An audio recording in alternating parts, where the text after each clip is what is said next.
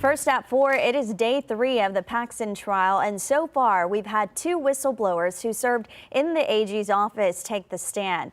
They've repeatedly stated that Ken Paxton took actions to try to benefit Nate Paul. KENS 5's Andrew Moore tells us how the defense is pushing back.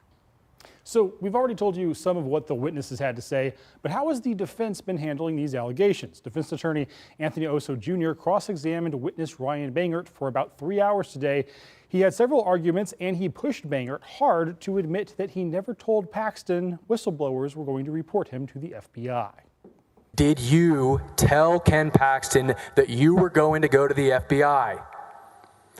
On September 30th, we did not. It's a yes or no question, Mr. Bangert. It's a not yes or no. a yes. I did not tell Ken Paxton before I went to the FBI.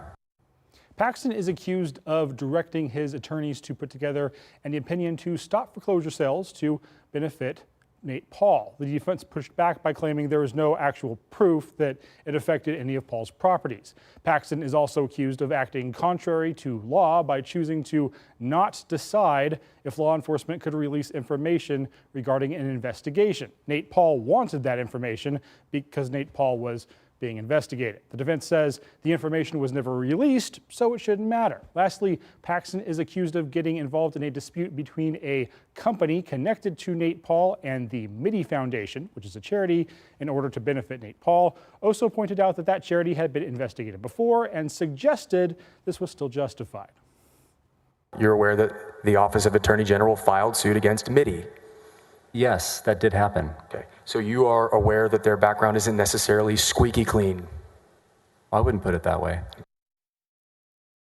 To remember that these allegations in this trial are supposed to be proven without a reasonable doubt. So in theory, the defense attorneys should only need to create that doubt to be effective. But in practice, these senators are not your typical jury, so we don't know if they're going to follow that absolutely to the letter. Audrey?